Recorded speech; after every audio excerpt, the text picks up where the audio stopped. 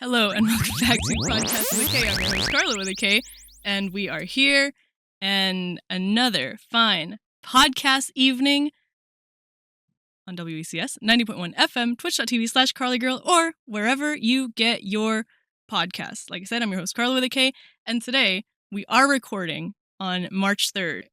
I feel like today I'm a little excited about the podcast because the Oscars were yesterday. And for anyone who might not know, my first love was film. I guess outside of visual art, but that was always a hobby. My first love was film. The first thing I ever decided, dude, I want to study that was film. And when I finally got to go to college, I got a minor in film. Would have done a major if it had been an option, but it wasn't, so. Fun fact, I actually did, whenever I first graduated high school, get accepted into my dream school for film. And I simply just couldn't afford it. But the lady at admissions that I talked to, and I was like, I don't know what to do, man. The scholarships that I wanted are no longer. The government's not going to help me out. Like, I don't know what to do. And she was like, honestly, keep creating, keep studying, keep learning, keep consuming. And maybe one day you'll get to make something about your story. And that'll change everything. And I was like, yeah. But when I did go to college, somewhere different on a different scholarship, not even with the intention of studying film anymore, my final project was a limited series in which me and I believe 4 other girls collaborated as the writing and directing team to tell our story. And, we posted it for our school project on YouTube or whatever. And somehow, somewhere, somebody found it. We've never known who. And there is actually an IMDb page under my name listing my creator credits for that project, which is called Home is Where You Hang Your Hat. So if you're watching on Twitch right now, I will post the link there. And if you're listening to the show on your preferred podcast listening platform, you'll find this in the description box. If you're listening to WCS 90.1 FM, I can tell you the link if you really want to type it. It's bit.ly/HIWYH,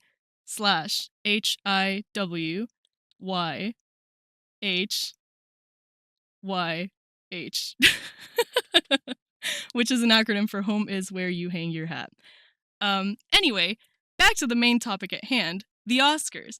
The Oscars were yesterday. Anora swept the show, which is crazy. I actually did watch Anora the night before the Oscars.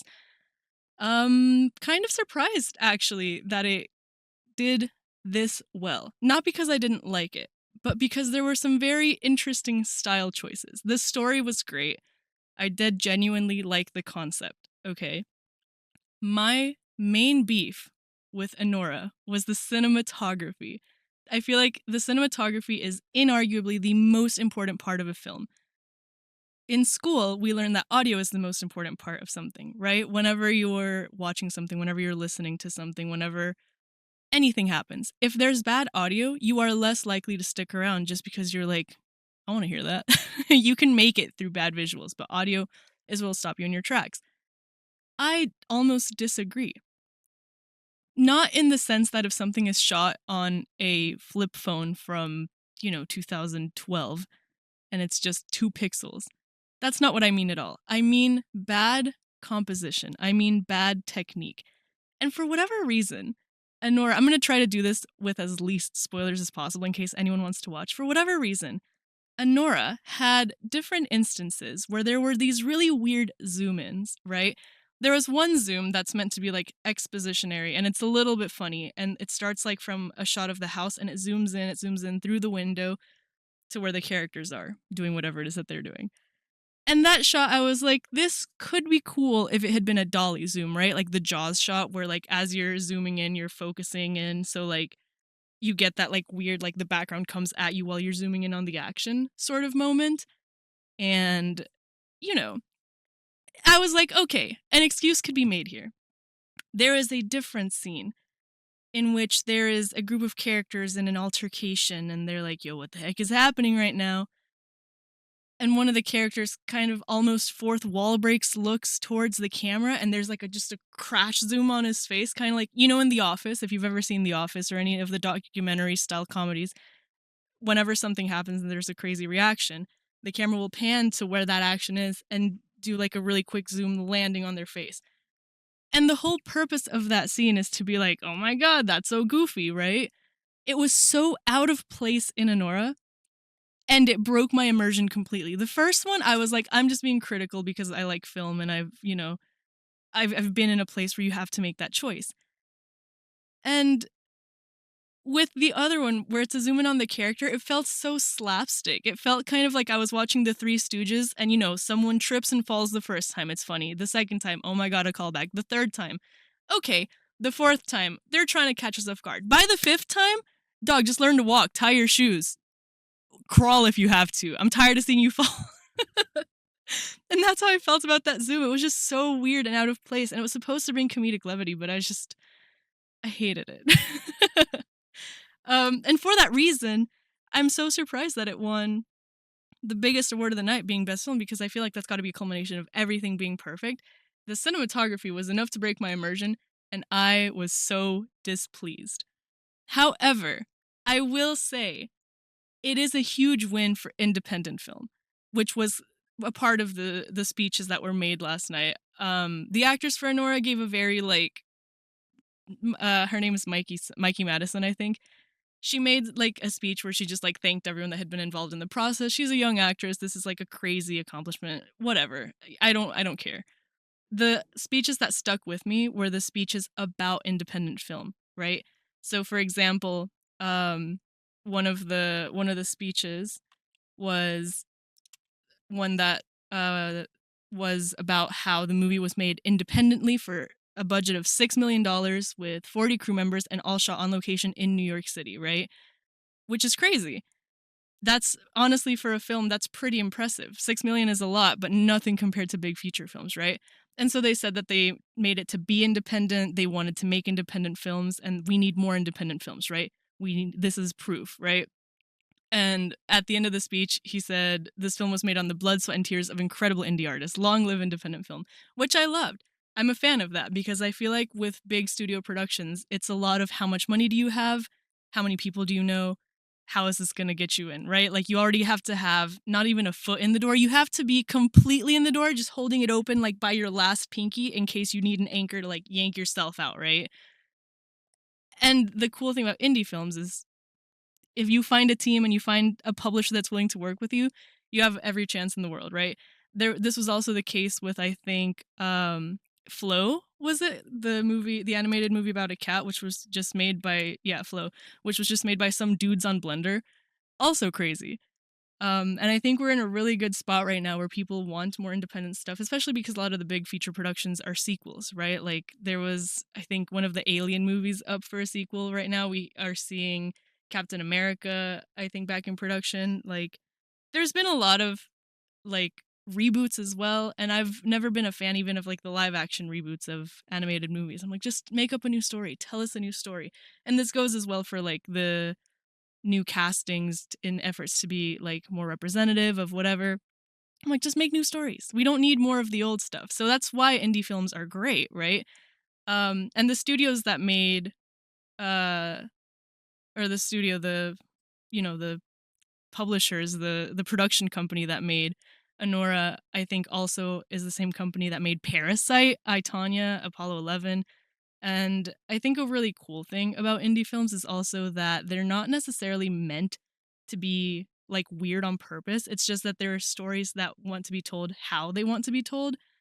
And Tom Quinn about Neon Rated, the company, said that like their target audience is basically like under 45s, people who have no aversion to violence and no aversion to foreign languages and no aversion to nonfiction, right? So basically everything that's kind of like doomed at the box office, just like from the start, like that's what they aim to do. And again, simply with Parasite, you have the best example of how an indie film can make it despite a limitation such as language, right?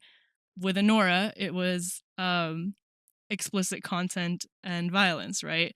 And you have kind of the same energy with the other like big studio being A24, who's in charge of I think Everything Everywhere All at Once and Midsommar and things like that. And so I think what's in common is just the general like the freedom to tell a weird story, not for the sake of it being weird though, right? Which again is why the cinematography did not sit right with me for Anora. But I mean, in general, it was pretty well received. The movie from Brazil, still here, I think I expected to have more recognition because The Brutalist did so well. I also expected Nickel Boys to have better chances again for the cinematography.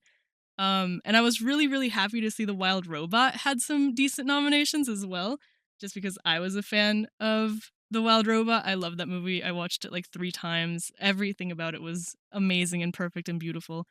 Um, and I feel like it's been long enough since The Wild Robot that I'm not like crazy against spoilers, but because it's so close to the Oscars, I'll hold off on it.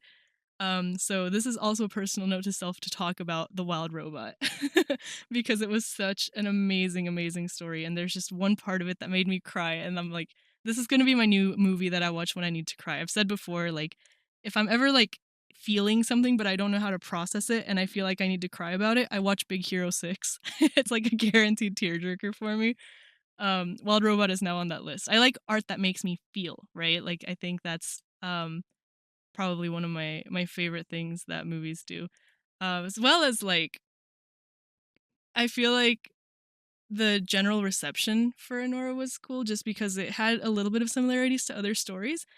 But the one it made me think of was one called The Florida Project, um, which is also about a lady that happens to be a stripper. It's not the same type of story at all, but we've fallen into like a cool little pattern of movies that are impactful because the central point is you have a character who is down on their luck who happens to think that they made it in a really crazy weird way only to be faced with what do you do when that ends unexpectedly. And I think that that's a very relatable thing right now, just kind of socially and especially like for this generation, like for that target audience specifically, as well as just like in the world, right? Like we're facing a lot of like weird new different changes where everyone kind of feels like they've reached a crazy point and then you have to like be face to face with like your first failure or your first instance of it being taken away in an instant. And it's just one of those situations where it's like, well, what would you do in that situation, right? um, which again I genuinely liked. And then of course I have to throw a honorary mention to Conan O'Brien's bit about Anora saying that it's funny to see it kind of sweep the categories because I guess Americans are excited to see somebody finally stand up to a powerful Russian, which was honestly I think the mainly most overt commentary on anything political, which is crazy because I feel like the Oscars have been kind of a um platform for people to get on a soapbox, but Conan O'Brien did really well. I was pleased. There was also a bit with Adam Sandler about how he dresses. And they also had the LA Fire Department back on stage and they had them do the jokes, which I thought was amazing because every time that I see them come out at award shows and stuff, I've seen a lot of commentary about it being tone deaf because you're bringing, people who are important and trying to save like people's lives in general, and you're putting them with all of these just like rich, famous people who are celebrated for being rich and famous, but what are the rich and famous doing for the community type of commentary. But, I feel like it's one of those situations in which everyone has their job, right? And people have always been like, well, famous people and celebrities always get recognition for being famous celebrities, but it's like, where's the recognition for, other people? Where's the recognition for first responders and stuff? And this is kind of a nod in that direction. Um, but I did like that they actually got to speak because before, like, sometimes they'll just come out on stage and they're just there, and then someone will say, thank you for having us, blah, blah, blah, blah. Having them be a part of the jokes was an amazing move. I loved it. However, speaking of love, right beside love is hate. And of course, I'm not going to talk about the Oscars without talking about Emilia Perez, dude, because what the hell? What a surprising amount of wins for such a publicly and widely hated project from start to finish, right? From the fact that I think there was only one Mexican person in the entire cast and crew, and it's a story that happens to be about someone Mexican. Let me go through the issues. I have a list of things I want to address, okay? So, in short, Emilia Perez is about a Mexican trans cartel kingpin drug lord type of situation. I don't know. Written and created by the French. This is a shame for a couple of reasons. Generally, French storytelling is really nuanced and really interesting, and I'm genuinely, generally, a fan of French storytelling.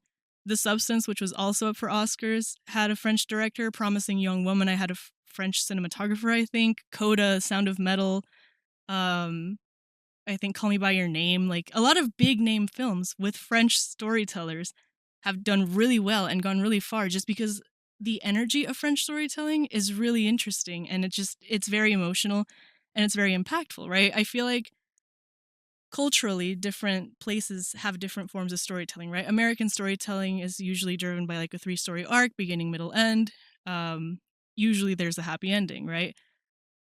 French storytelling is kind of more of a leave the audience to tell you how you're feeling sort of storytelling, right? Like, it tells a story, but it doesn't end how you think it's going to end. It's very plot twisty, and at the end of it all, you're left with the decision of how do I feel about this, right? Um, which is why I'm so surprised that Emilia Perez even happened like this in the first place, right? And even with, honestly, I was talking about this before, like, as far as French storytelling concerning Mexico, Life is Strange is a video game series that I really like. The second one focuses um on two brothers and happens to be about the fact that their father is a casualty to police brutality and racism. It's not a driving plot point, it's the catalyst for the story, but through it the brothers are trying to get to Mexico to their family or whatever. Because one of them has power, so obviously the cops are after him. So, like, whatever. That's the story. And in Life is Strange too, there is also mention of the cartels. There is also mention to gang. There's also mentions to, like, basically all of the things, but in a way that doesn't sit wrong with anybody. I don't think I saw very much critique about that game from any side, right? And as far as Emilia Perez goes, it's unfortunate. There's a Mexican screenwriter, Hector Guillen, who wrote on Twitter that there have been almost 500,000 casualties to the drug war, essentially, so far. And France's answer to this was to do a tone deaf musical, right? And there have been critiques from, like, I'm not lying when I say I do not think a single person that I've talked to has been a fan of this movie. And I'm talking about anybody, right? I'm talking about people who side with me and people who agree with me and people who think with me and people who are on the complete opposite side who are like, oh, this movie's just trying to be like weirdly woke in a weird way. And I'm like, yeah, it is. It's so weird. And there's an anthropologist named Jason De Leon who said, as far as the Latin aspect of things, Hollywood only likes Latinos telling certain types of stories and playing certain kinds of roles. And this movie could have been more, but it's a cartoon, right? There's also been critiques about how this sort of story is regressive to people of the trans community in the first place, right? Because it's negatively stereotypical, and basically everyone that has been involved in this has just been like defending themselves without necessarily accepting the critique. Even Zoe Saldana said that, like, the critique is obviously like well meant and their intention was never to offend anybody, but they weren't making a film about a country. They were making a film about four women who could have been Russian, Dominican, Black, from Detroit, from Israel, from Gaza. It's a very universal story trying to tell a story about women trying to survive day by day and trying to survive systemic oppression, and that's what they stand by, but they're always willing to have a conversation about how this was not well received. And I'm like, the fact of the matter is, you could have made this about any of those cultures, but you chose Mexico, right? Like, it's not like you're making a tutorial for people on how to feel. It's not like you're making a statement. It's not like you're trying. If this isn't a story about Mexico, if this isn't a story about Mexicans, then it didn't need to be a story involving them in the first place, because people see this and people take this and they internalize it, right? You could be walking down the street and you would hear somebody say, "Man, it's crazy whenever people walk too close to the garbage can because then I can't throw my trash away." And you're going to think about that subconsciously. Next time you walk by a trash can, you're going to like steer to the left to not be in the way of the trash can, right? There's just like subconscious ways that things follow you. And so having told a story that's not about Mexicans, yet framing Mexico in a bad light, is very telling about your perspective.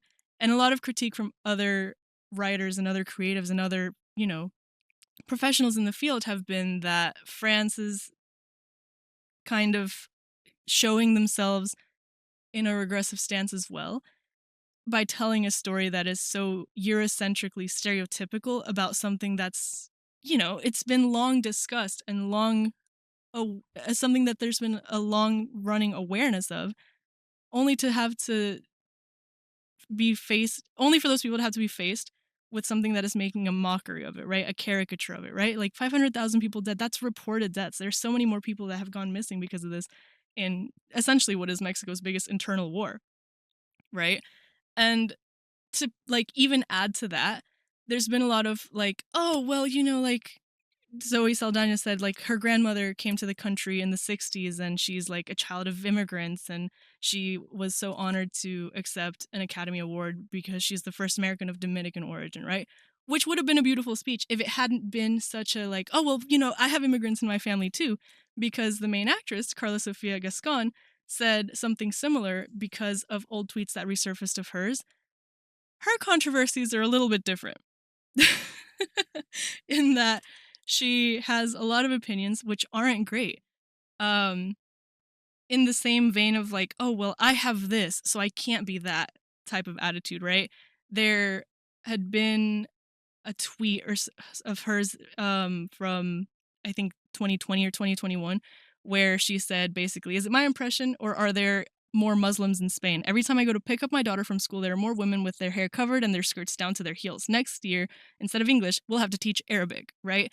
And then she went on to say, in defense, like, you would be surprised to know that some of my best friends and the people that I love the most are Muslim. And it's like, you can't just be like, I have a Muslim friend, so I can say that, right? You can't say, I have immigrant parents, so I can say that. It's such like a weird tone deaf, like self-defense thing to use the people that you surround yourself with to defend yourself. You could have simply just come and said, it's a story, I'm an actress, I got paid, it's my job, right? You could have said, you could have been happy with saying this was never our intention and I'm happy to start a dialogue, right? But by using all of these, like, like, I'm sorry, but it's disingenuous, right? And it just leaves a bad taste in your mouth. And that's not even like the worst of it, right? Like, that's kind of the general tone that they're setting. Um, And there, even for a previous Oscar ceremony, Carlos Sofia Gascon had said, more and more the Oscars are looking like a ceremony for independent and protest films. I don't know if I was watching an Afro-Korean festival, Black Lives Matter demonstration, or the 8M. Apart from that, an ugly, ugly gala.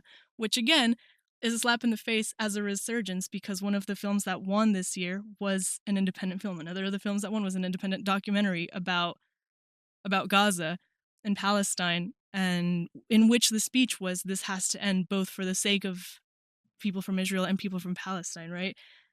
And it's just, there's just like a complete like digging of a hole. And I know on the show we talk a lot about separating the artist from the art, right? Which is something that Carla Sofia Gascon tried to do and said, I am deleting my accounts because I don't want to be judged for things that I've said in the past. This wasn't the past. This was less than 5 years ago. And again, something that is topically relevant again to this year's Oscars, right? Because with that being the case, then, what are you doing at the Oscars making a film about a different culture? Abby in the chat says the interviews afterwards with the press were rough because she starts off with, I'm so sorry you and so many Mexicans felt offended, which is correct. It was the same attitude with Zoe Saldana, who said something along the lines of, like, we didn't mean to offend you, but I'm sorry you feel offended. And I actually had a different tweet about this that I wanted to mention from Carlos Sofia Gascon, which I'll read in Spanish and then I'll translate it for y'all, right? It said, quiero dar las gracias a todo México y a los mexicanos. Sé perfectamente que todo este odio injustificado no parte de ustedes, simplemente son cuatro gatos con muchos y variados intereses de por medio. Which translates to, I want to thank all of Mexico and all the Mexicans. I know that all of the unjustified hatred isn't really from you, just four cats with lots of varied interests in between. This is an interesting choice of words because in Mexico, in Mexican Spanish, when you call someone a cat, when you say someone's your cat, when someone's a cat, you're essentially referring to them in an inferior format, right? It's slang, it's an expression, whatever the case may be. Basically, when you are calling someone your cat, you're calling them your inferior counterpart, you're calling them your servant, you're calling them subservient to you. And so for her to speak despectively of the people that she is portraying also leaves a bad taste in your mouth. And on the topic of the post interview or the post show interviews, I think the director was asked something about like if he had won, would he have addressed the controversy? And he's like, well, I didn't win, so of course I didn't address it. But he was already under fire because in the lead up to this, his name is Jax Audiard. He had said that Spanish was the language of modest countries, developing countries, poor and migrants. And so it's like, why did you make a story about people you hated so much? Like, what is this about, dude? It's just so weird. And there have been a lot of controversial movies in the past. There have been a lot of controversial takes in the past. And I've never seen any of them, any of the cast, any of the crew fumble so badly. And it's like, you guys should all have the media training for this, especially in this era after we've had like a huge social media boom of people being critiqued and canceled for everything under the sun, right? Again, that's why the conversation exists about separating the artist from the art. But I have a hard time doing that with this, specifically because when directly addressing it, not just for being a part of it, all of them kind of doubled down in such a weird negative way. Honestly, I guess Zoe might have had the best reaction, the one that you could sit down and have a conversation with. But even so, dude, it's funny. I think Abbott Elementary made a joke about this the other day. I don't know when the other day was. This episode came out a little bit ago. But no, it wasn't Abbott Elementary. It was Abbott Elementary.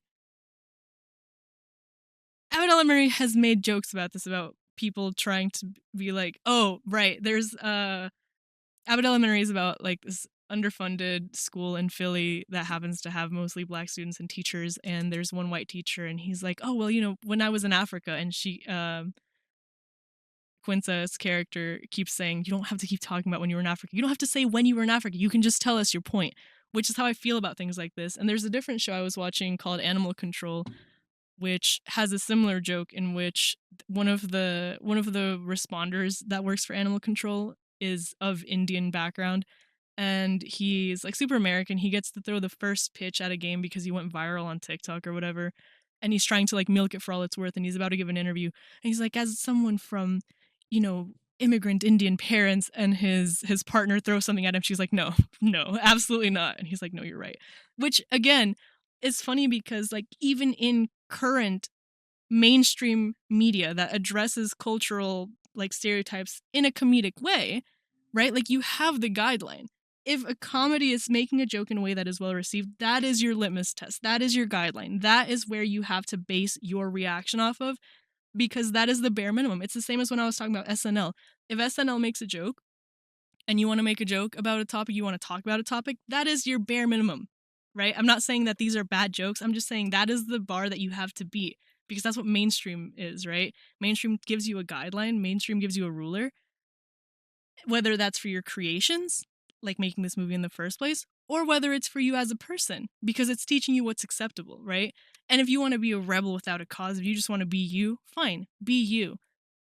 But don't act like you're a poor little victim that everyone's just hating you unjustifiedly. You're attacking the people that you made a movie about. You're attacking anyone who has any critique to offer you. What did you expect was going to happen?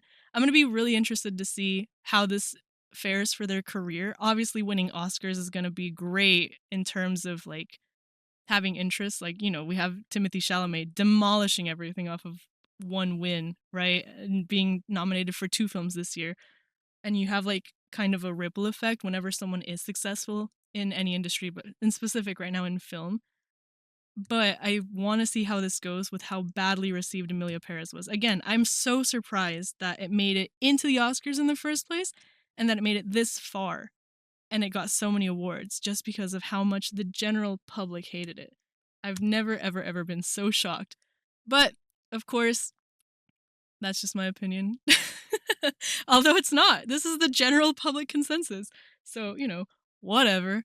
But we have reached our halfway point, so I'm going to take a song break. And on the topic of Mexico and 303 Day, here's Taco Tuesday by 303. That was Taco Tuesday by 303. So if you're celebrating tomorrow, happy Taco Tuesday. If you're celebrating today, happy 303 Day. So, we mentioned, of course, all of the nonsense of Emilia Perez at the Oscars, as well as Anora, and how indie films aim to, give a platform to any story, no matter what, including if it's in a different language, which I wish is the same sentiment that the government would have. Because, speaking of languages, the US has officially been given an official language via executive order, I suppose, in which our president has decided that the official language of the US will now be English, with a lot of people involved in politics saying, well, the Constitution was written in English, so, good luck, have fun. It's obviously very anti-immigrant because upon arrival, although most of the world speaks English anyway, there are some people who don't, There's some people who didn't grow up in that type of school. There's some people who didn't have that type of interest. And it specifically targets older immigrants who, haven't needed it thus far. And I wanted to start this off by addressing the Constitution was written in English type of mentality, because that's only partially true. Originally, the Constitution was also translated into German and Dutch so that people in New York and Pennsylvania could understand, because back in the day, those were the main languages, were English, Dutch, and German, according to what I read.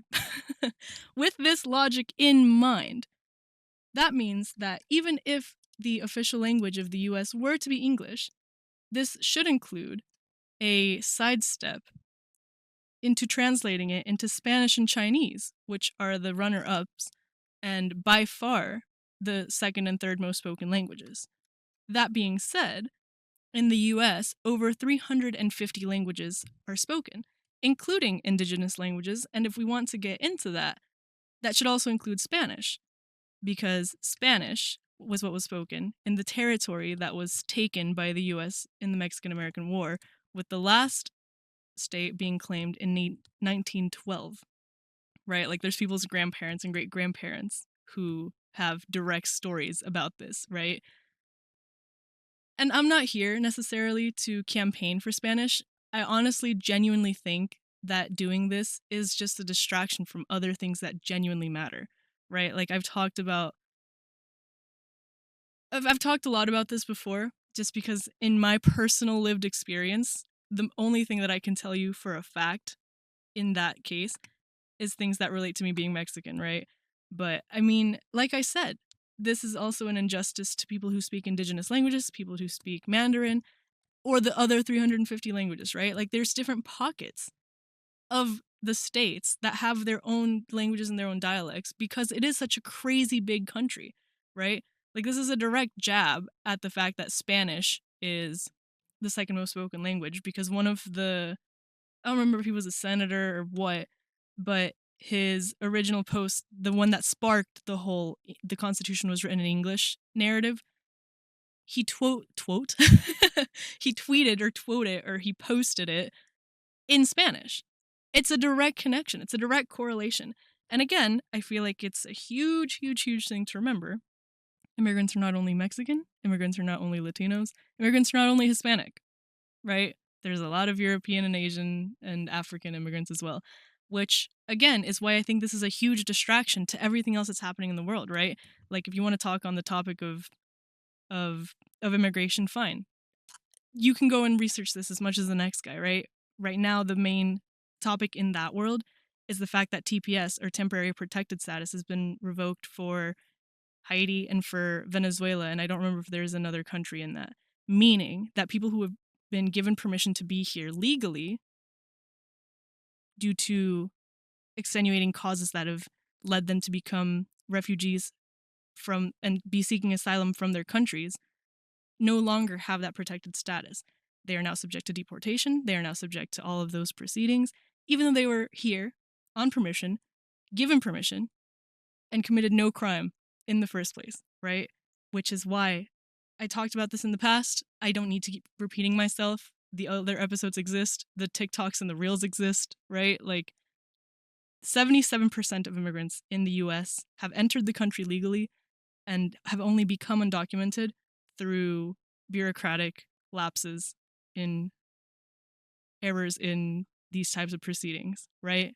There is such a small percentage that actually enters illegally, and an even smaller percentage that commit actual crimes, not civil offenses. That is neither here nor there, right? Because the next line of thinking in this is the fact that this is a distraction from things that are happening that are directly connected to the people being affected by this, right? We are seeing an increase in prices because we are seeing the firing not just of people who have lapses in legal status, but people who are considered ineffective, right? Like we have the meme of a government efficiency Doge, right? And I feel like the most important thing right now that they're trying to distract from is the fact that a lot of the situations that we are in right now, all of the negative situations that we're in, have a direct cause and effect, right? A direct correlation to the inaptitude of, first of all, Elon Musk running this, who, of course, is famously known for exploiting the legal gray areas in immigration, by the way. I know I said I wouldn't talk about it, but the opportunity presents itself, right? You know, you have somebody in charge of government who entered on a student visa, worked illegally, didn't uphold the conditions of his visa, and whose brother admitted that they were operating illegally and were not able to get the startup funds that they needed in the first place. So, you know, you have people like that now in charge of the government and getting rid of people who are inefficient, including immigrants, as well as, you know, every other branch of government that is being attacked, whether it's the Park Service, whether it's um, the CDC. I mean, currently, right now, obviously, everyone wants to talk about the price of eggs, which I feel like we need a lot more dialogue on how this is directly related to the actions that are being taken by the current government, specifically by Doge, right? The US Department of Agriculture on Tuesday said that over the weekend they accidentally fired several agency employees who were working on the federal government's response to the H5N1 avian flu outbreak, meaning right now the reason that eggs are so expensive is because of the bird flu, because birds are dying, because there's not been any proper adequate response, because the US left the World Health Organization, so they're not reporting about the bird flu. There's not any communications. There's been a complete freeze, really, on comms, which makes it harder for the world to react and help adequately.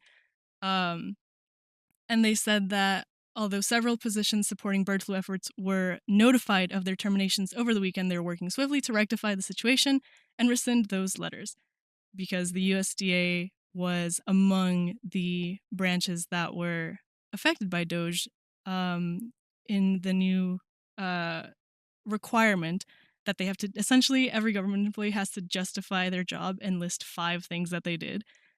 Which, by the way, can we just address how this is being presented to the public through memes? Why? It's so bizarre to me. Why is the government's social media accounts being ran by interns that are posting memes about it now? It's not relatable. It's not helpful. It's not official communications. It's the most ridiculous thing I've ever seen. I feel like what people aren't realizing is the rest of the world is completely embarrassed of the US, as they should be, because none of this is how a government should run, right? It's just like the actions of a petulant child that is just throwing a tantrum because they finally got what they wanted and no one's happy about it, right? Um, and it kind of leads to a different topic that I wanted to touch on a little bit. This was mentioned to me earlier by a friend, the fact that it seems like the US is heading into a technological oligarchy, which Biden, upon his exit address, mentioned that we're heading towards an oligarchy, which is, where the rich make the rules. And I feel like this isn't completely off base, right? Because, like I said, Elon Musk was appointed without anyone voting him in, without having any real qualifications, with having a questionable background in the country in the first place, right? And not just even with only the Doge connections, right? Like even with SpaceX, right? Like SpaceX has hella federal contracts and is now in direct competition with Blue Origin, which is Jeffrey Bezos, right? And so instead of funding NASA, which we already have a space agency, we already have people dedicated to doing this who have studied for this, who have been doing this for their lives, whose job is to do this for the government, it's being bypassed. And so, of course, there's personal interest in that, right? And the opposition would say that, it's not exactly an oligarchy, it's just a really competitive landscape from people that happen to work for social media companies who have all faced monopoly accusations, and they just happen to have federal contracts, right? This seemed to be like every article that I read because I like to see both sides of the argument, but that just simply isn't the case, right? Like, there's a lot of power and a lot of personal investment in this, whether it's from SpaceX and whether it's from Blue Origin or whether it's something like social media, right? Like Facebook, Mark Zuckerberg, Trump has said that Zuckerberg belongs in jail a million times. He had to, testify before the Supreme Court. And now we have TikTok as well involved in this, right? And not to mention that the CEO of TikTok handled it like an absolute coward, right? Like the the whole conversation about a tech oligarchy really kind of picked up speed because at the inauguration, you had the aforementioned tech CEOs sitting in the front row, and the article that I was reading from the other side saying it's not an oligarchy, it's just happenstance, was saying that this is just kind of like powerful corporations that happen to have federal contracts just kind of kissing the ring. And I don't know. I feel like it's too convenient, right? Especially whenever it's all been so like publicly handled. That's the most insane part to me. Like they're straight up telling you to your face what the moves are, what the situation is, and people aren't responding to it at all in the way that you'd expect. And I think a big reason of it is because there's like a severe lack of media literacy. There's a severe lack of interest in things that are happening. People are too focused in on like their topic, right? Like their one like big ticket item, their big ticket conversation, whether it's, the distraction of, oh, it's disrespectful to make English the official language. No one cares, dude. Almost everyone speaks English, whether they're from here, whether they're not, right? Like the price of eggs isn't what matters. What's mattering is why this happens in the first place. And that's like just one cause, dude. I forgot to mention this, I think maybe the previous week, but like in the same like line of thought of Doge is firing important people that are necessary to the things that are happening right now and that we're in a direct situation caused by the unprompted and unexplained actions of the government. Like people keep asking like why are planes crashing every day? And a big part of that is that in Doge trying to cut back on unnecessary costs supposedly, right? Like the head of TSA was fired, the head of the Coast Guard was fired. They eliminated members of the Aviation Security Advisory Committee, right? And there was a guy that was fired named Charles Spitzer Statlander who essentially like said to the media that like they were fired without cause. It wasn't based on performance or conduct. They just got a random email saying it was an executive order, and that was that. And he suspects that it's because he was publicly critical of Tesla and X, and not just like as a general like sweep of the government. Which I wouldn't completely doubt it, right? Like it again seems way too convenient, which again nods to the fact that like a tech oligarchy is exactly the situation that we're in or the situation that we're heading towards. It's just rich people who happen to have a huge investment in government, who happen to have a huge investment in just the public state of the world, right? Like it's really ridiculous. And again, I don't understand how it's so publicly handled and yet how people are so aggressively blind to it, right? Like there's a lot of like different reasons that people might vote a certain way or people might make their political affiliation a certain way. But there are some things that are just completely inarguable because they're fact. You're seeing them. They're telling you to your face. And I think the best example of this that we had was in the past when Trump said that he could shoot someone on Fifth Avenue and no one would bat an eye. That's what we're seeing right now. We're seeing the execution of every single instance of we can do whatever we want and we can get away with whatever we want.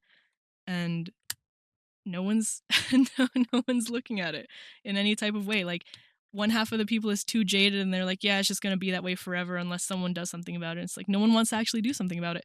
And then the other half, which is the half that lacks media literacy, which is the half that lacks any real knowledge of the government, which, is the half that doesn't even take an interest in it, right? Because who am I, right? I'm sitting here telling you all about the Oscars and about film, and now I have suddenly a political opinion, right? But it's like I at least put in the 2 hours before the show to make sure that what I was saying was accurate, right? There's people who don't even do that. They see an article posted online and they don't even check to see if it's from The Onion. They don't check if it's from Clickhole. They don't even check if it's accurate. They don't even check if it's a screenshot that was edited to say whatever, right? People just accept what they want at face value. And there's people who just simply don't care. And that's, I think, the most frustrating part. There's people who don't care on either side because they're like, oh, well, the government's the government. The government's not your friend. It's like, yeah, dude, we know. It doesn't mean we have to officially make things worse on purpose. But I mean, that's kind of where we are right now. And I said before, I don't know if I said it on the podcast or if I just said it on stream, but I said before that the next war is going to be fought on social media. And this is kind of just pointing to that, right? Like it's the reason that you can't make any criticizing or political content anymore without flagging it as such, so that people have supposedly a trigger warning for it. They're using it to shut down opinions, right? They're doing so to shut down brigading.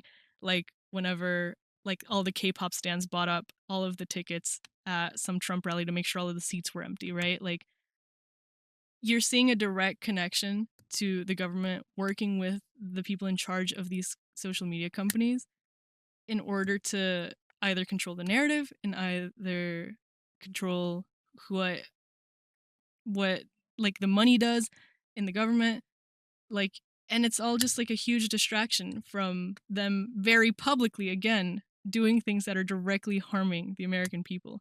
And it's like, if you're not going to stand up for your neighbor, stand up for yourself, dude. I don't understand how people are not more mad about how this affects them. And you know, the price of eggs is just one thing again, right? Like I keep sorry, it's hard not to loop back because everything is so interconnected for the very same reason, because of the same idiot that again nobody voted for, who's just a hypocrite and has no reason being in government, right? Like obviously everything's going to get more expensive if you fire the people in charge of keeping things stable, right? Not to mention, of course, the tariffs, not to mention the fact that if you're firing the people that work in produce because of their legal status, there's going to be less work, there's going to be less supply, there's going to be higher costs. Like it's not rocket science. It's very basic supply and demand. We all learned this when we're 12 in social studies. And you know, the level of education in in the general public is a completely different podcast that I could do, but I digress. That is the State of the Union.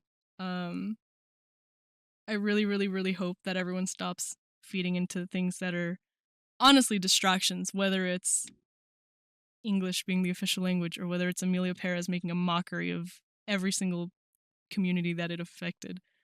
I want people to start doing more research. I want people to start reading more. I want people don't even listen to my podcast, dude. Go listen to like a 5 minutes blurb, right? Like they make NPR broadcasts that are like maybe 10 minutes long. Like if you don't want to read NPR, there's CNN for kids. If you don't want CNN, go find your independent. Listen to Fox, dude. The Fox station in my city is somehow the most unbiased of all of those stations. Like there's a different way you can get your news. Do your research. That's my final takeaway. As our time here draws to a close, of course, I'd like to thank you for listening, chatting, generally for existing. The show is not possible without your support, and I hope you enjoy our talks as much as I do. For Podcast with a K, I'm your host, Carla with a K, signing off. I now return you to WCS 90.1 FM, or to your day if you're not listening on the radio. And I leave you with one last song. Like I said, we're recording this on March 3rd, which is 303 Day. I can't mention 303 and not have any mention of the classics. So without further ado, here is Starstruck. Have a fantastic week. We'll see you next week with new nonsense and new guests. Bye!